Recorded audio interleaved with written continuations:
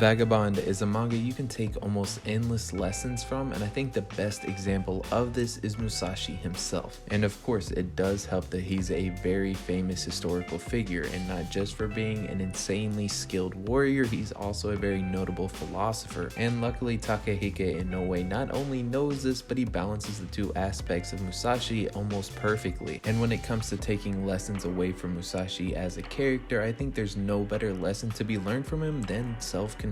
It's something Musashi has struggled with from the very beginning of the manga until where we're at now. But of course, we have to start out at the very beginning, at the Battle of Sekigahara, or more accurately, right after. I'm not doing a complete retelling of the story. All you need to know now is that Musashi, he's not Musashi yet. He is Shinmen Takezo. He hasn't really gotten that name yet. You'll see why in a second. And Shinmen Takezo was on the losing side of the Battle of Sekigahara. And because of this, him and his friend Matahachi have to survive refugee hunters and bandits. And surviving for them isn't really that hard. Takezo's pretty much Master Chief going up against a bunch of grunts. He's having absolutely no difficulty at all curb stomping every single person he's come into contact with. And that goes true for everyone, even somebody that looks like he'd be a boss type character. Musashi takes care of him really easily. And upon rereads, you kind of know that these guys are shitters because even Matahachi's looking cool early on. But what makes this arc important is that we get introduced to Musashi as a character. He's extremely confident, and he's not just extremely confident, he has the skill to back up that confidence, at least for now. But that pride doesn't really make him a bad or unlikable person. He still does good things, and that leads right into the next arc, that'd be the Miyamoto Village Arc.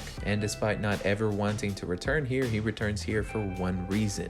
He needs to tell everybody that Matahachi is still alive. Because at the end of the first arc, we see Matahachi abandoning everybody that was important to him for some new bitch. But Takezo in the Miyamoto Village Arc is largely the same until the very end, where he gets a lot of character growth. And that's because after he's done bullying all the people that keep trying to fight him, he comes into contact with a single person, that being the monk Taquan. And I love the little dialogue that Taquan has here. He's talking to Musashi and he just says, "It's really big, but it has a small heart." And this is pretty much just a teaser for what's coming later. And all you really need to know about this arc that differs from the first one is that at this time, right now, Takezo is still being hunted by refugee hunters. There's also some other things like Matahachi's mom absolutely detesting Takezo, so she's a big reason for the conflict in this arc. But Takezo does eventually end up getting captured, and not by the samurai hunting him, and not by Taquan, by one of the villagers named Otsu. And she was supposed to be married to Matahachi, but given that he abandoned literally everybody that was important to him, that obviously did not happen. Otsu was technically the one to capture him, but it was all orchestrated by Taquan, so you can really give credit to whoever you want. It doesn't really matter either way. But what does matter, and matters a lot, is what happens next. Taquan essentially put Takezo in timeout. He was strung up in a tree and left there for days. And Taquan does play the role of mentor throughout the entirety of this story, so he's trying to guide Musashi down a better path. And through this attempt to guide Musashi, he brings up one of the questions that stays relevant throughout the entirety of the series. What does it mean to be strong? And it's Takezo's misunderstanding of what strength means that brings about his problems with self-control. And Takezo really has to ask himself what it means to be strong before he really starts to get an understanding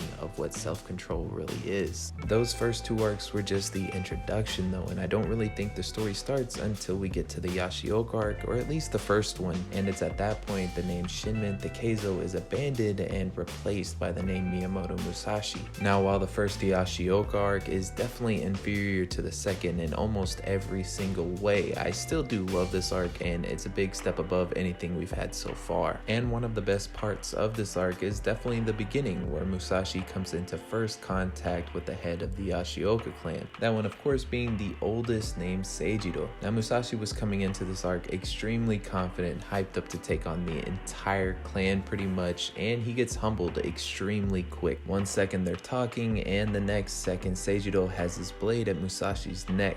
This completely changed Musashi's demeanor before he took on the school. But upon heading heading into the school, we see Musashi go off for a second again. He's once again just bullying the little kids on the school ground before he gets up to the big guys. And by fighting these big guys, he's trying to figure out where he places among them, how high he ranks when he's fighting the best of the best. Because of how Musashi views strength, he needs to figure out how close he is to being invincible under the sun. And pretty much what he figures out is that he's about their level. I wouldn't say he's significantly stronger than any of them or significantly weaker. The only one that completely outclasses Miyamoto Musashi in every single way at this point in the story is Seijido. And there's a reason for the gap in their abilities. Seijido has complete self-control while Musashi is still struggling. And there's more examples than just Seijido and Musashi. Ueda is one of the less skilled masters of the school, but he still has probably one of the easier times dealing with Musashi. Contrast this with the younger Yashioka brother that's supposed to be stronger than him, named Denshichido, and on the surface level it wouldn't make sense why Ueda is having an easier job dealing with Musashi, but dig just slightly deeper and it makes sense because Denshichido, he just does not have any resemblance of self-control at all. I would say even less than Musashi. Personally, I think if the fight would have kept going, Musashi would have won the fight, but because of a real convenient fire caused by Matahachi, the fight had to be postponed, more like rescheduled until they both get stronger. And at the very end of this arc, we get some pretty important character moments for Musashi. He's just pretty much screaming, just raw emotion, pretty much admitting to himself that all of his opponents, all the people that he faced on that day were just insanely strong. And keep in mind, aside from his dad, who's also a very famous swordsman who was really obsessed with the idea of being invincible under the sun, aside from his father, up until this point Musashi has had exactly 0 real competitors. And after 20 years of curb stomping shitters, the skill-based matchmaking finally kicked in, heading into the final arc that I wanted to talk about, that being the Hazoan arc. Now with both the Kyoto and Takezo arcs, you kind of had to dig a little bit to try and find the self-control theme, but with the Hazoan arc, it's the main theme. It's blatantly obvious that this is what they're trying to tell you, and you see this extremely early on. I'd say at the very beginning when we first meet NA, and NA, he's going to be the mentor character for this arc. He's the old wise man that Musashi's going to have to look up to try and find answers, and it's a guidance thing, so the answer's not going to be given. Musashi still has to try and find it out for himself. In similar fashion to Tak 1, NA comes out the gate with a banger line as well. He says, "Your own bloodthirst turns everyone you encounter against you." And I think this is a good example of showing just how in your face the theme of self-control is within this arc. And the reason this theme works so well within this arc has to be the antagonist. Inshun is just perfect for this theme, specifically speaking about how well Musashi and Inshun contrast each other. They have a whole yin and yang dynamic because what one character needs the other one has, and vice versa. Musashi doesn't really have self-control, but what he does have is a lot of near-death experiences where he's constantly putting his life on the line. On the opposite end of that is Inshun, and he has complete self-control. You can see that in their first fight. At the end, he had Musashi running like he was Forrest Gump returning a kickoff. But at the same time, for Inshun to progress as a fighter, for his abilities to come full circle, he needs to put his life on the line. And when Inshun and Musashi fight again, he does finally get that chance. Before I talk about the second fight, I think I need to talk more about the first. Basically, what you needed to know is that Inshun completely overwhelmed Musashi. The fight had progressed to the extent that Musashi used every single last-ditch effort he could think of, and at the end of the fight, whenever Musashi couldn't think of anything else to do, he was overwhelmed with fear, so he just ran. Inshun didn't just have complete control over himself, but the entire fight. Now, of course, whenever Musashi recovered from this, it just didn't sit right with him the way that he lost. He just couldn't accept it. So he retreated into the mountains and began to train again. And we're not talking about like battle shonen type of training. I mean, he did do some physical stuff, but it was mostly just meditation. There were things that were haunting him, that were holding him back, like his death, the idea of him dying, and of course his father. His father's there throughout the entire series to hold him back. But on the flip side of that, there's also things that bring him peace. Thinking of Otsu is something that did this in this specific situation, and it happens time and time again. She's the reason for the first time in the series we see Musashi actually care about living. He's just somebody that wanted to go out fighting, and up until now he hasn't really said anything to suggest differently. He was actually at so much peace that he ended up falling asleep and oversleeping, sleeping past the time that him and Inshun were supposed to have their rematch. match. Which of course when he got there, In-shun was still there, so in the large scheme of things, him falling asleep didn't really matter other than to show that he was truly at peace. Now their second fight is arguably the best in the entire series just because of what it does for Musashi as a character. And don't get me wrong, it does amazing things for In-shun too, but we don't really see him appear too often after this fight. In this fight, this is the first time I think we see Musashi actually being strong. Now of course early on in the series we saw him curb stomp a lot of people. His KD is insanely high, don't get me wrong, but I don't think he was ever really that strong at any of those points, at least in comparison to the other strong characters in the series. But with this fight he attained something that he never had in any of the fights before. He's completely in control, and that leads to the pace of this fight changing from any fight in the series so far. Musashi and In-shun are watching each other the entire time. The fight's almost more mental than it is physical, but the important thing to note here is that Musashi's the only complete fighter here. He's put his life on the line and now he has self-control. Because In-shun's never had to put his life on the line, he quickly loses his self-control, and this causes him to lose the fight with Musashi. In-shun was overwhelmed multiple times throughout the fight. He got lucky a couple of times, but eventually his luck ran out and